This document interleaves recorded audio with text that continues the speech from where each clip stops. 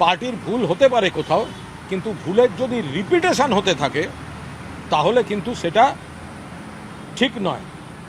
ভুল এক জিনিস, ভুল লোক বাছা এক জিনিস, কিন্তু ভুলের রিপিটেশন যদি হতে থাকে তাহলে এই ধরনের পরিণতি হবে। মমতা বন্দ্যোপাধ্যায়কে কারা বোঝাচ্ছেন, কারা কি বোঝাচ্ছেন, কি ফিডব্যাক দিচ্ছেন, সব ঠিক আছে সব ঠিক আছে, হয় না কি এভাবে? এটা মমতা বন্দ্যোপাধ্যায় শুধু নয়, গোটা দলের পক্ষে একটা লজ্জাজনক পরিস্থিতি। কারা করেছেন, কারা দেখছিলেন দল? হয় নাকি কখনো ফ্যান ক্লাব, সচিবের ফ্যান ক্লাব, ফ্যান ক্লাবের ফ্যান ক্লাব, ফ্যানের ফ্যানের ফ্যান ক্লাব, আর ওই ভিডিও দিয়ে বস বস বস ইয়ার কি হচ্ছে? এই গোটা রেজাল্টটা হচ্ছে তার পরিণতি। বিজেপিকে পুরো দোষ দেব না। একদা ওরা যোগদান মেলা করে আমাদের থেকে অনেক ভাঙিয়েছে, আমরাও ওদের থেকে অনেক ভাঙিয়েছি।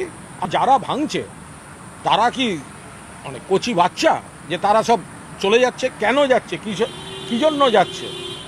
একটা প্রশ্ন সেখানে আসবে। আর দুই হচ্ছে, যদি এমপি লেভেলেও এতজন ক্ষুব্ধ হন বা শিফট করেন, তাহলে আমাদের নেতৃত্ব কি আঙুল চুষছিলেন?